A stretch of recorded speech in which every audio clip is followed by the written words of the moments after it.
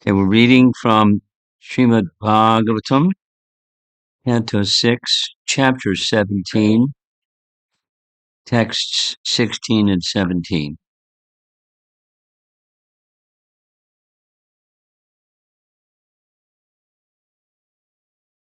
Narayanam namaskritya naram chaiva narottamam devim saraswatim vyasam tato jayam udhirayat. And Om Namo Bhagavate Vasudevaya. Om Namo Bhagavate Vasudevaya. Om Namo Bhagavate Vasudevaya. Shri Shuka Uvacha Evam Shaptas Chitra Ketur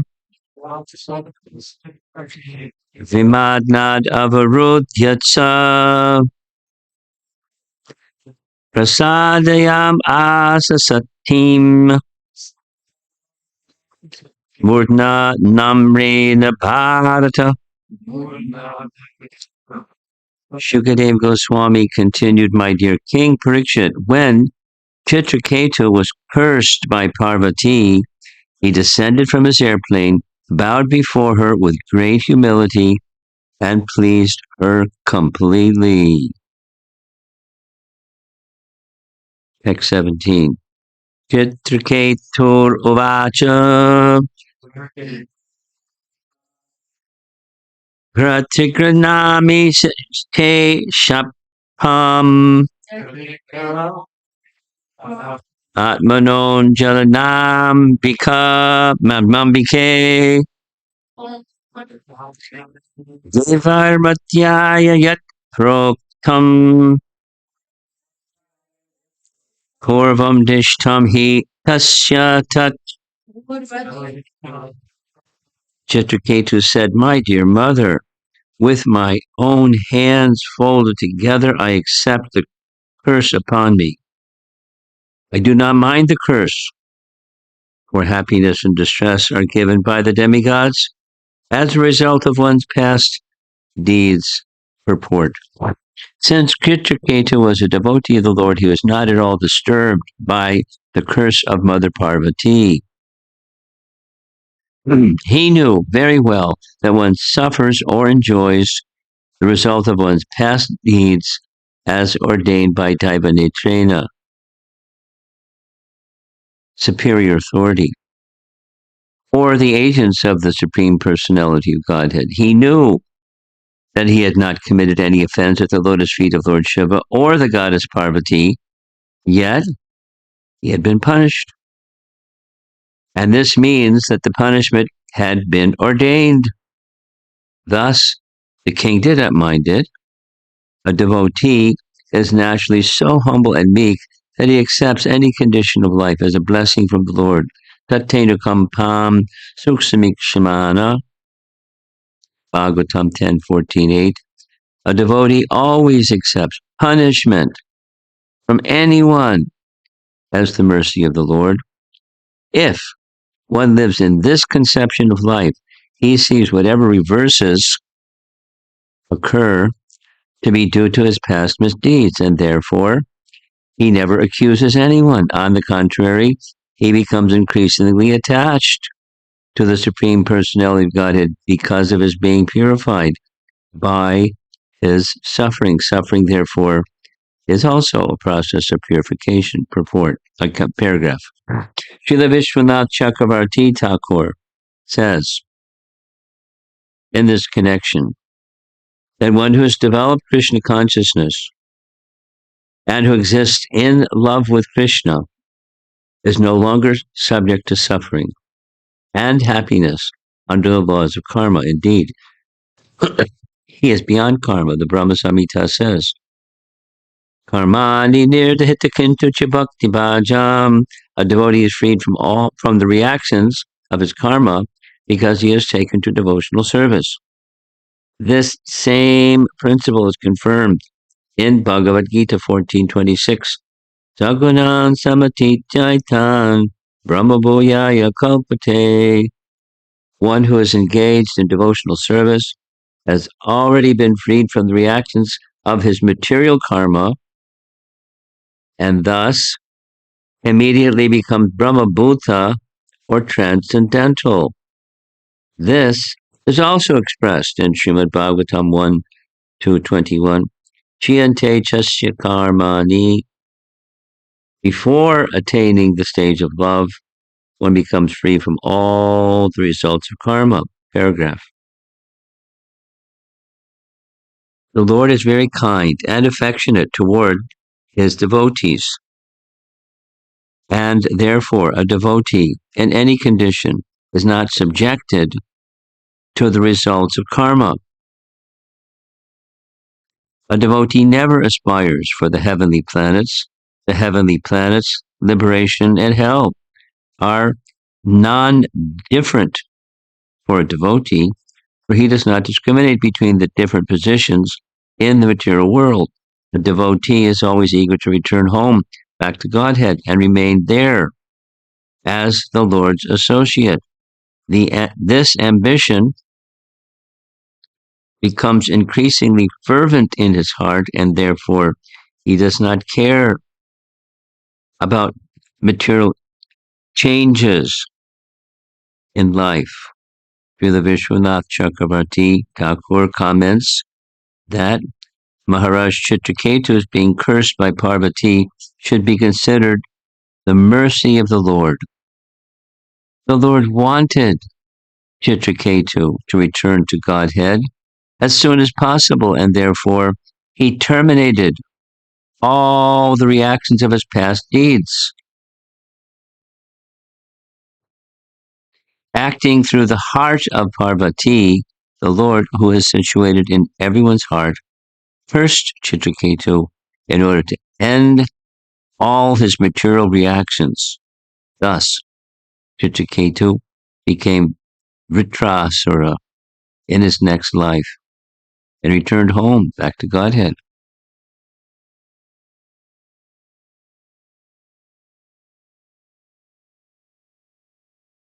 In case you ever run into somebody that's struggling with something, this is a good purport to recommend them to read, because it's not only Tattenu Kampam Susamikshimano, which is standard place to refer people to, but then 3 other references that say the same thing, same thing, same thing, specifically for devotees, because it's specific for devotees. That is, the principle is taking shelter of the internal potency, but is no longer subject to the external potency. Karma is an instrument of the external potency. So it's a mistake. By conditioning, one may think, oh, this misfortune came because of my past misdeeds.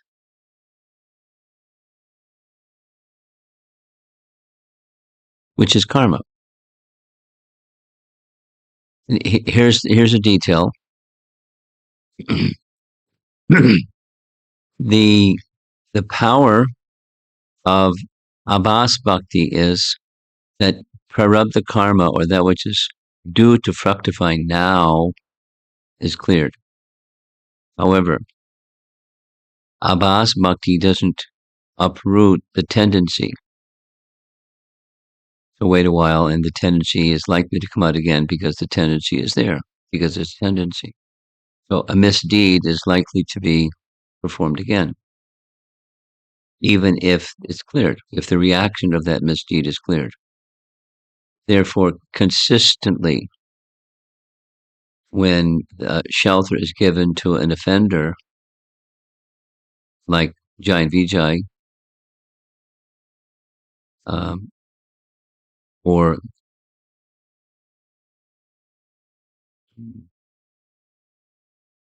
anyway, offenders, they're requested, please don't do this again.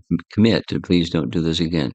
Jagai Madhai, please don't commit these same abominable activities. After Nityananda forgave them and blessed them, gave his garland to Madhai, don't do this again. These sins. Oh, where's the power to not sin again come from?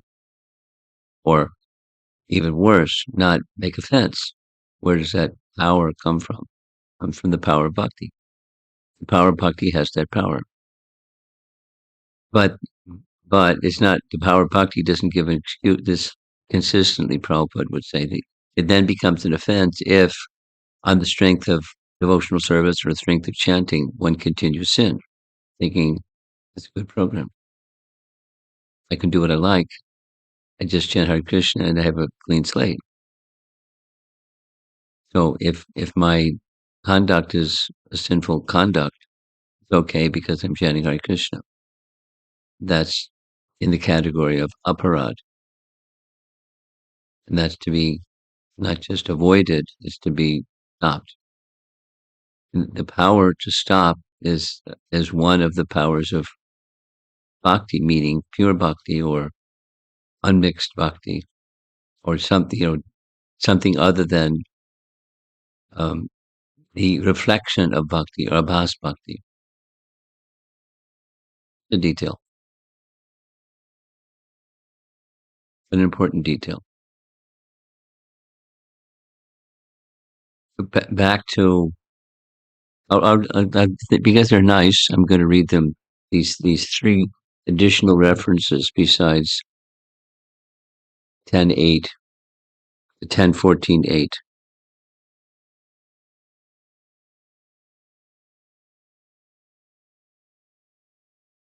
The Brahma Samhita says, Karmani nirtahitu kintu cha bhakti bhajam. A devotee is free from the reactions of his karma because he has taken to devotional service. Karmani nirdahita kintu cha bhakti bhajam. A devotee is freed from the reactions of his karma because he has taken to devotional service. Then Bhagavad Gita 14:26, Sagvanan Samatitaitan. One who is thus engaged in devotional service has already been freed from the reactions of his karma, and thus he immediately becomes Brahmabhuta. Brahmabhuyaya kalpate. And the third, 1:2:21, Kiyante chasya karmani. Before attaining the stage of love, one becomes free from all results of karma. I mean, it certainly makes sense that the statements make sense that before something, then something.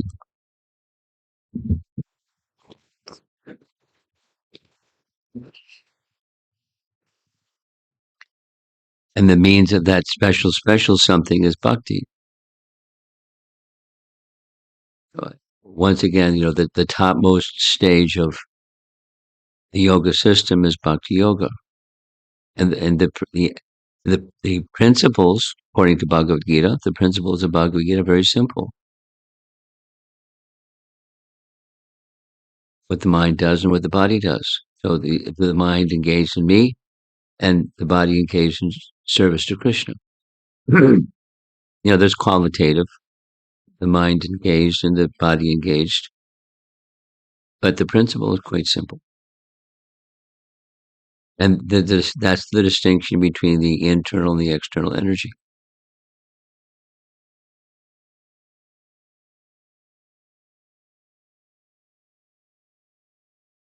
And choosing, the option is there because it's a free will choice.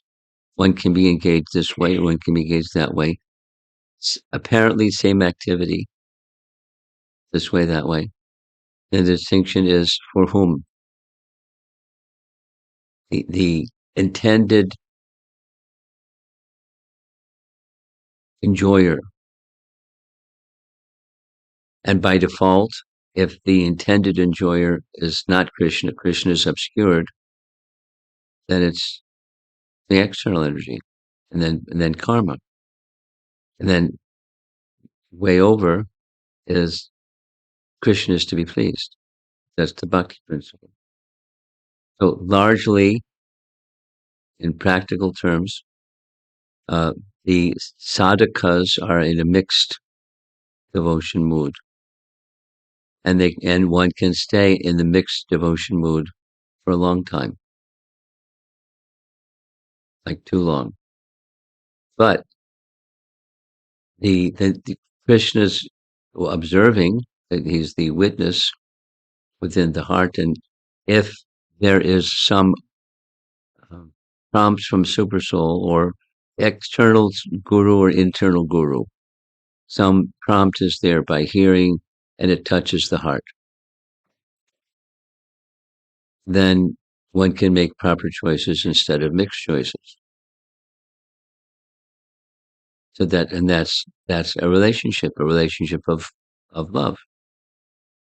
The the loving, let's say the Adi Guru, Krishna, instructing, or the representative of the Adi Guru who becomes Guru because he's representing the Adi Guru, and then submission to that Guru, and trying to serve to please the representative of Krishna, which means to please Krishna. And that's the process. It's very simple. Extricating oneself from the material condition is very simple. Now, what's being presented here, there's two things I'd like to add. We had a little discussion yesterday. Parvati is the consort of Lord Shiva. So is Parvati taking dictation from Krishna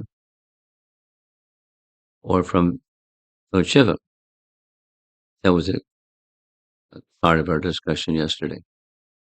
So she has a husband, so she takes dictation from her husband. She's very attached and very loyal and very faithful to her husband, rightly so. And there's dictation from Krishna. So here, very clearly, the answer to that discussion yesterday is confirmed. Krishna dictated. And she said yes. So she did what Krishna wanted. And what Krishna wanted was Chitraketu's material sojourn be concluded quickly. Now, how that was to be concluded quickly doesn't say specifically that Krishna said, Parvati, curse him. That's the quick method. But in any case, that's what she did. Whether that was the game plan or the script that she just recited or otherwise doesn't so much matter. It's she was acting under the supervision of the Supreme Personality of Godhead because she's ultimately submissive to him. That like the whole any entity that comes from the source. What is there some entity that doesn't come from the source? Any entity, anything, demons, they come from the source. They're, like Prahlad said to his father, "I'm getting my power from the same source you are, Dad." Vishnu. Oh, where is Vishnu? But the demoniac disposition possibility comes from the same source of everything. One can't choose the option of against Krishna or against Vishnu without the sanction of Vishnu. Then he, Vishnu or Krishna or Lord Nrsingadev, can change that. At least change the particular choice, but the propensity to make that choice may remain.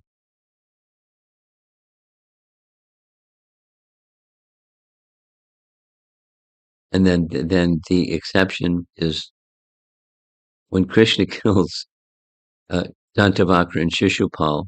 That's it. The purpose for their coming to the material world, that is, Lord Narayana having the experience of chivalry rasa with his own devotee, is now fulfilled. 3 lifetimes, we go back to Jai Vijay with Krishna.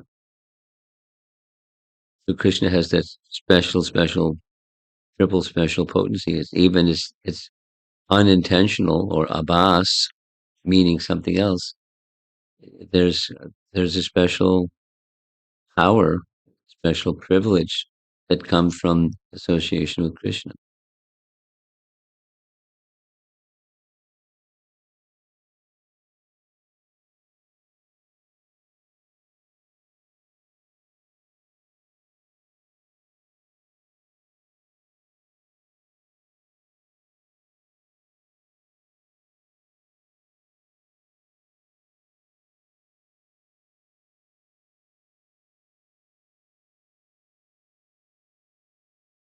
Gaudiya Vaishnavas particularly appreciate that special feature of Krishna, and other sampradayas may not have the same special appreciation for the unique position that Krishna holds amongst the various avatars, which is fine,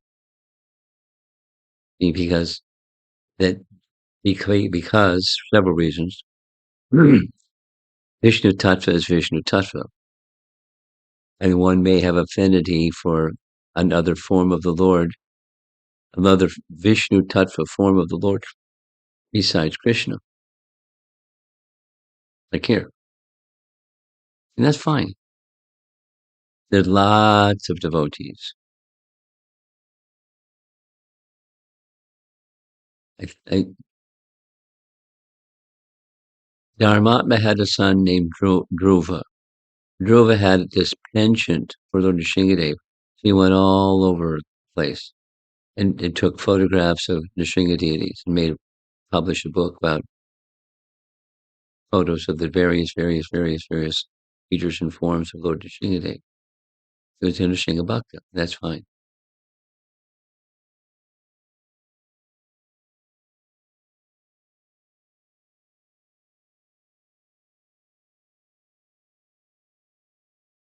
I know an ISKCON devotee, a youth, they have a particular affinity for Lord Varaha. So when it came time for them in their maturing stage of life in college, that's the Murti that they now worship, Lord Varaha. Yeah. And so forth. And that's fine. It's not like Krishna's, you know, please get out of here. It has an affinity for a particular form. And there's reasons, without going into their particular affinity, but there's a particular affinity with understanding of who this form of the Lord is and what does he do, and one who takes shelter of him gets a relationship with him that one feels such and such and such and such. The rasa of that particular form of the Lord. At the same time, Krishna is the source of all rasa, and so everything is within Krishna, and one can simply worship Krishna and see that form within Krishna.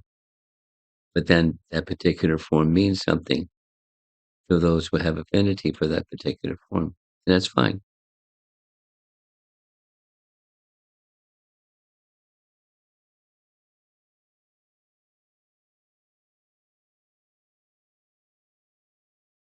The second point is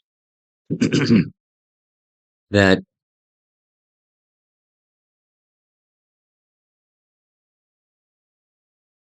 Chitraketu exhibited how elevated he was by how he responded. He knew he did nothing punishable. He was accused of offending, which is punishable. He knew he did nothing, and he didn't object. He didn't say, wait a minute, let me explain. I mean, he could have. That's nothing wrong by explaining, or in the course of someone has a misunderstanding, then you explain the proper understanding. But, at least in this initial verse, he's not explaining. He just folded palms, accepting the curse with, a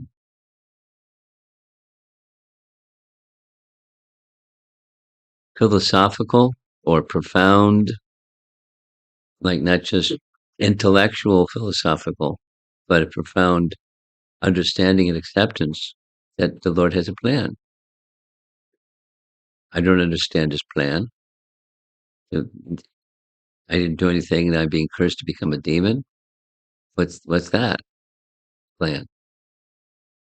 But so be it. The Lord behind there's a plan.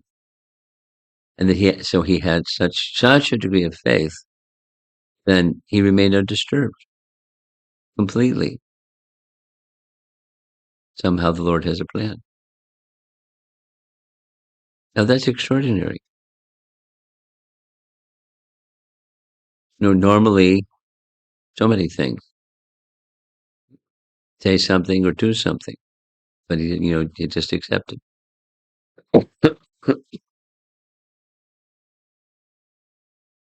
Then comes this whole, practical application of this message. Are we advised to become punching bags?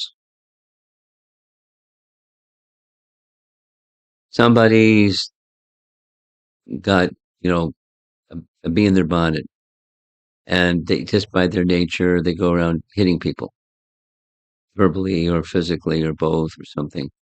And I happen to get in harm's way, and they, so turn the other cheek, kind of Christian ideology. Is that what we're supposed to do? Is that the message we're supposed to take from this? It's a good question.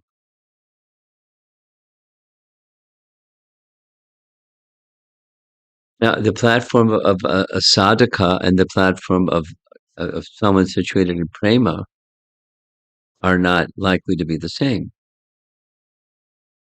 And he's exhibiting a behavior of a person on the platform of prema, such that a plan of the Lord is going to be enacted through him.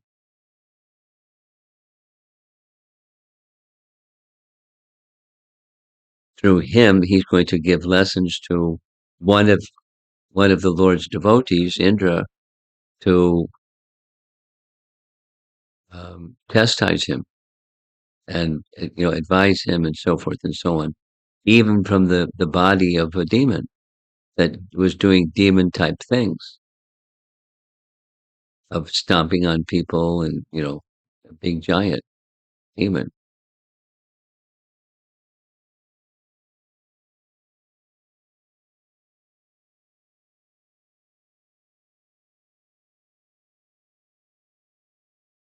So back to the question, it's not that we're expected to be human punching bags. And just accept some abusive person. Go ahead, abuse me again. Go ahead, abuse me again. Go ahead, abuse me again. That's not the advice for a sadhaka. That's not the right takeaway message.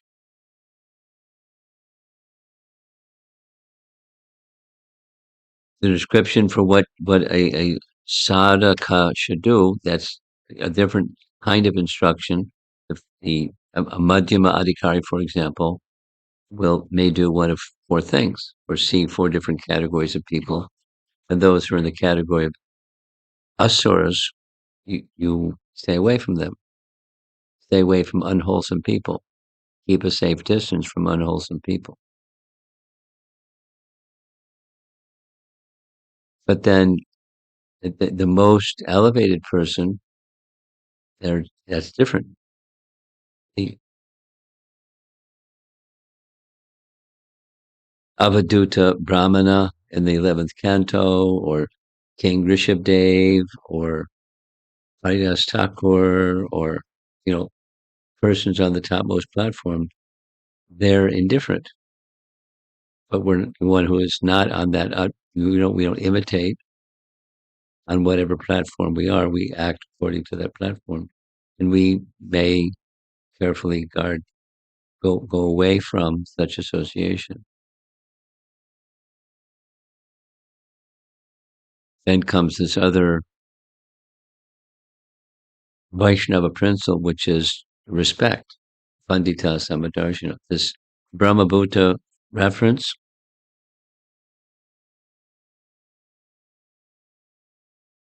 Sagunan Samatitaitan Brahmavoyaya Kalpate, 1426. One who is engaged in devotional service has already been freed from the reactions of material karma. Thus he immediately becomes Brahmabhuta, or transcendental. Brahmabhuta prasanatma nasoshati nakangsati samaksarveshu bhuteshu. So to see all living entities equally, doesn't mean the behaviors towards all living entities are not different. You just don't have the discriminating capacity anymore to see differences of proper conduct and improper conduct in relation to oneself or in relation to others. Doesn't mean intelligence goes to sleep. But in making those distinctions, the decisions will be made according, how to respond to this situation, that situation, but never disrespect. That's a delicate balance. Discriminate, but never disrespect. Behave appropriately according to the time, place, circumstance, but never disrespect. This is the sadhaka's advice, or advice to a sadhaka. And then it's incumbent upon those of us who are sadhakas to understand what's to be done, what's not to be done, what's proper conduct, what's not proper conduct in different situations. So intrinsically, that can be there just from someone who has poor Krishna consciousness. Super soul can give, but then training and culture also become important of how to. And are there exceptions where you withhold respect and say nothing? So that's a nice topic. That's what I'm going to be speaking about. The culture of and the importance of sadhakas having proper respect for other living entities. Why? The why question is a good one. Because they're emanations from Krishna, and Krishna is within, and therefore respect because they're emanations from Krishna. Making some bad choices, okay, but never disrespect because they're wrongly, poorly representing Krishna, but they're from Krishna. They're Krishna's, and therefore not to be disrespected. Then how is it going to look with this situation or that situation? So there are cultured people that know how to do like that, and there are people that aren't cultured; they don't know how to do like that. And then the uncultured people, commonly, they don't have Krishna is in the heart of that living entity kind of consciousness, anyways.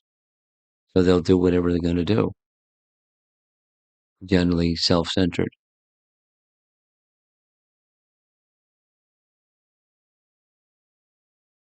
That's a big topic. delicate topic, an important topic for sadhakas.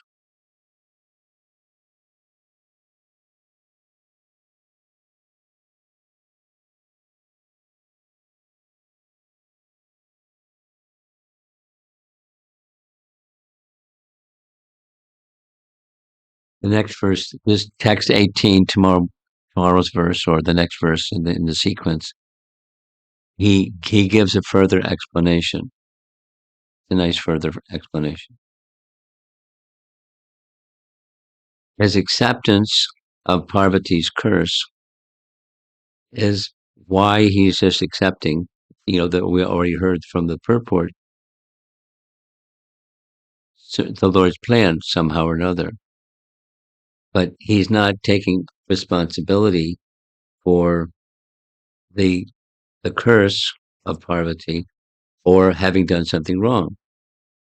Both are misconceptions. But he's not whining and complaining about it. Pretty elevated person, but setting a nice standard. Let's see if there's some discussion. Lots of topics floating around.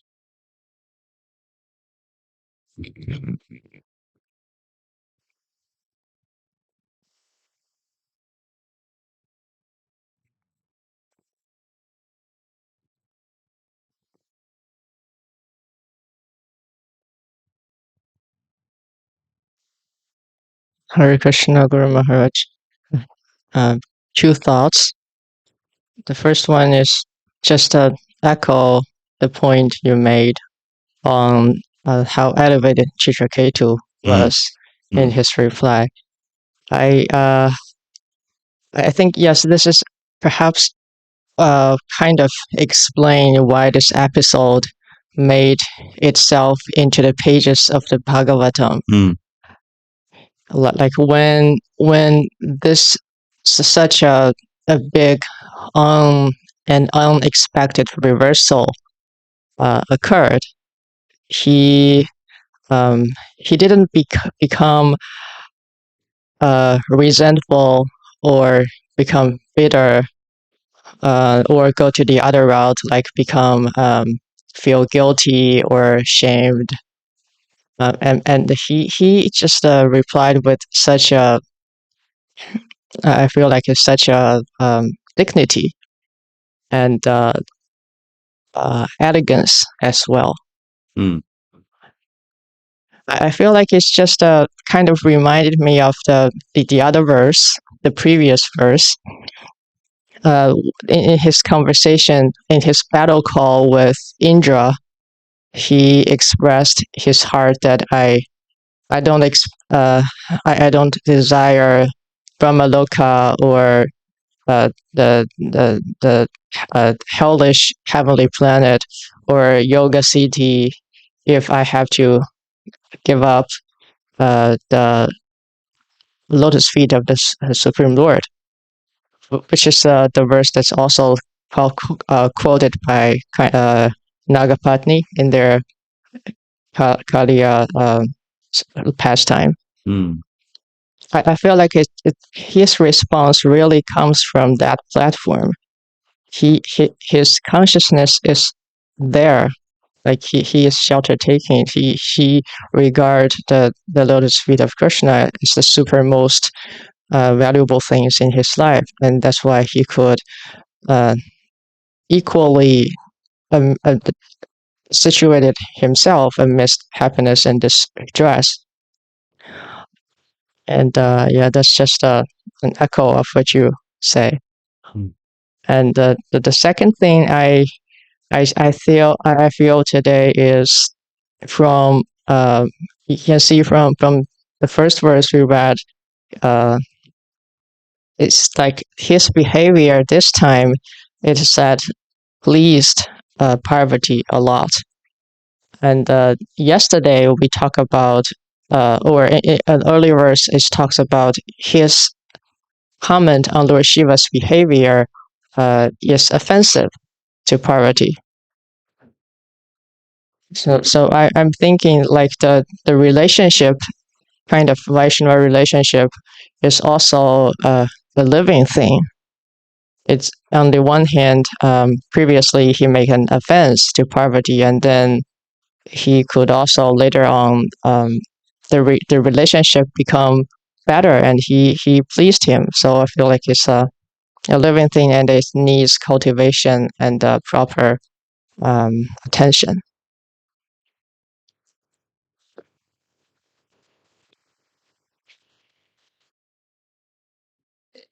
Yeah. He's experiencing a reversal and she's experiencing a reversal based upon his softness or his capacity to melt her heart. Because this is just his first verse, and then there's several other Chitraketu speaks verses. And she, Parvati, then recognizes, I made the mistake, not him. No, she doesn't explicitly say that. She doesn't apologize or, if you like, I can take it back or that kind of thing. But we can understand he's melted her heart. And that's if one has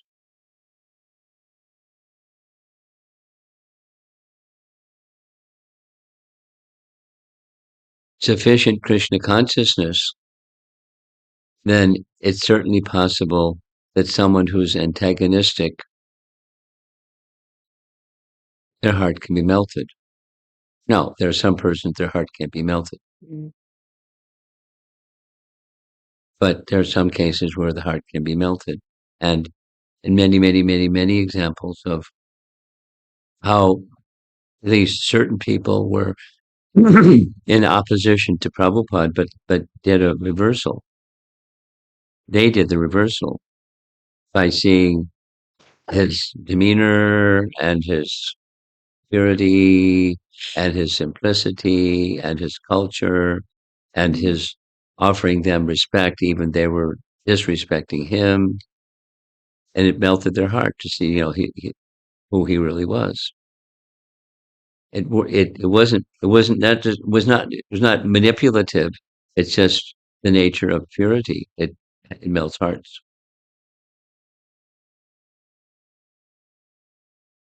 And you can't, there's no substitute for purity. One of my favorite sayings. Purity is the force, and there's no substitute. So he's melting her heart. He's helping her undergo a reversal.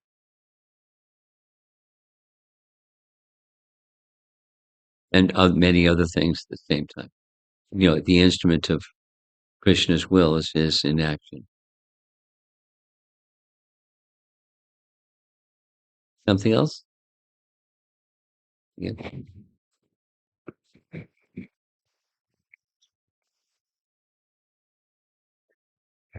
Hare Krishna, Guru Maharaj.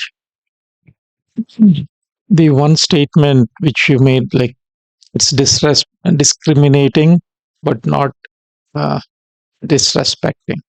Yes. So that really touched. I was just going back to yesterday evening's class, where one devotee asked how Kalia, the embrace with Krishna he has seen, Easy wanted to take mercy from him, right? Like that was like really blown off. Like even you commented that requires very pure intention, where even Kalia want to embrace in a nice way, like seeing everything in a positive way. That's a elevated conscious or the pure conscious. You're speaking about Sanatana Goswami's commentaries? No, yesterday there was yesterday evening. Yesterday evening, Sanatana some Goswami's Chinese commentaries. There was some question from the devotee. Yeah, but it was in relation to Sanatana Goswami's commentaries, yeah. That his embrace was like a lover's embrace. Yeah. And then the question the person asked was, wait a minute, he wasn't purified. So when he was purified, he may have had, but was that really his intention? Intention, yeah. But I was only focusing on the kind of what to see. But basically, in a real time for a sadhaka, there will be having reversals Yes. where either it should be kind of intelligently addressed, Yeah. whether or rectified, thinking it has a past deeds, as Chitraketu said, or he has to see as a superior authority and see as a special mercy. How the kind of discrimination, you see the subtle level discrimination. So this is you're bouncing. The springboard is discernment without loss of respect, Yeah, discriminating without loss of respect, with those laws. and that's it's natural for an elevated Vaishnava, and it requires special qualification for a sadhaka Yeah, to be able to discern or discriminate and not lose respect. That means the perspective is Krishna consciousness, or perspective is that there's some real shelter in Krishna, and that enables one's discernment. One has better intelligence by stronger Krishna consciousness, and then I can discern properly because I have proper shelter. yeah, surrender. And then there's lesser, and then there's greater, even for a sadhaka. That's your point, yes? Yeah, that's one of the point. The other focus question was the discrimination of the intelligence a sadhaka should carry in identifying any reversals. Okay. Okay. Well, 10:14:8 gives the principle. Yeah. So I'm a sadhaka, and I'm here comes reversal. Whoa, what just happened? But if I have shelter in Srimad Bhagavatam, then at least I have the tool. The pain of the reversal may be painful, but it's possible on the strength of the lesson of Srimad Bhagavatam to not identify with the pain, but see there's something else going on here besides I feel pain. I'm still looking at the mind, and the mind is feeling, oh my God, something. Somebody did something, somebody said something horrible, and it's inappropriate, it's not justified. So rather than going there and getting immersed in the pain, one can have the tool from Bhagavatam to look at that and discriminate. Mm-hmm. I may not have full shelter in Krishna yet because I'm just a sadhaka, but I can process it with the right tool, the discrimination tool. Yeah. And then not blame the source of the misery, not fault find. Because boy, does that go on too much. Fault finding. They're the cause, not I'm the cause.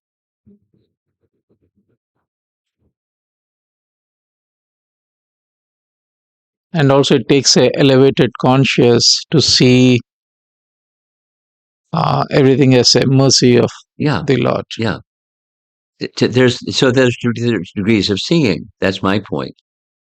Yeah. I can notionally, and then to that, for the degree that I have the notion, I can manage my emotions better. Intelligence can direct emotions, direct the mind. Yeah. Don't go there. Don't hold the other person accountable. Look within and hold yourself accountable.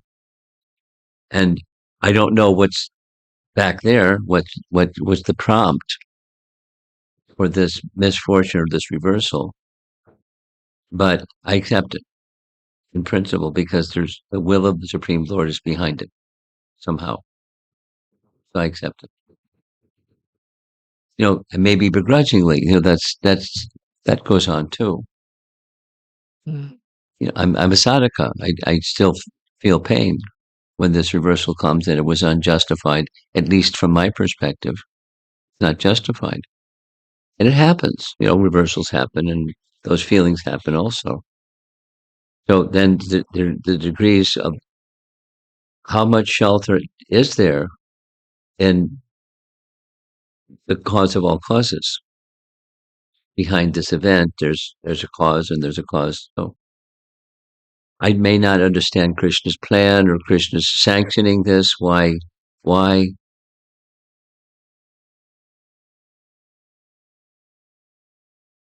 I mean, we all probably, just a little sharing. Just yesterday, somebody that I haven't heard from in, a number of years wrote a distress letter.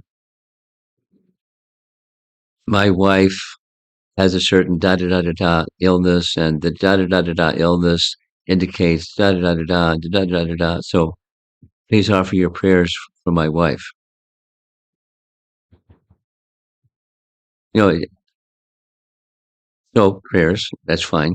But, where's it coming from? And what's the realization of misfortune and reversal? And, I'm tempted to write back to this individual. Please read Srimad Bhagavatam, Canto 6, Chapter 17, text number 17.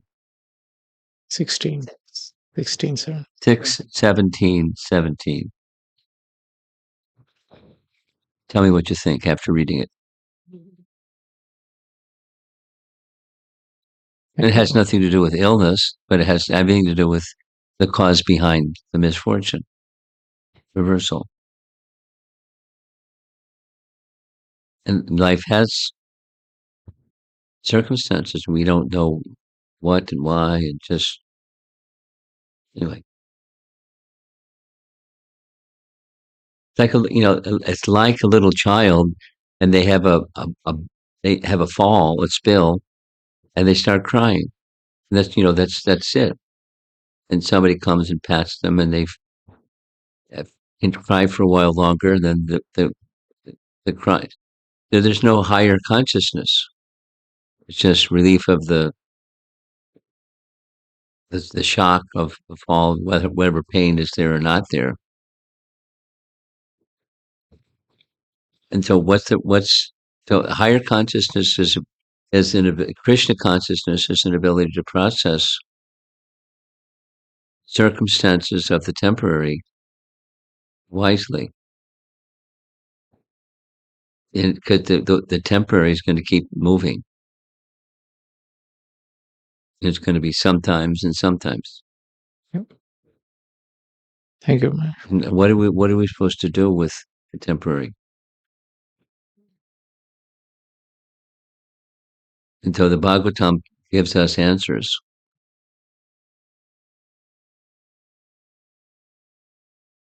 You have something further you want to add? I'm good. Okay. Thank you. You've always got something. What's your something this morning? Okay. Like you mentioned, a sadhaka cannot be a punching bag. That means like sadhaka has to react to defend himself or something, at least not attacking. As a sadhaka has to strive to keep Krishna in the center. That Krishna should be pleased as my mission in life. Yeah. Yeah. I think Chaitanya Mahaprabhu mentioned the same thing. We should be more tolerant than a tree. Yeah. So even my experience, I observed, if I feel bad or react, my mood for serving Krishna is not there anymore. Yeah. It's gone. I'm thinking about numero uno. Yeah. Me. And Krishna's not in the picture because I'm busy reacting. Minus Krishna. And that's mature life.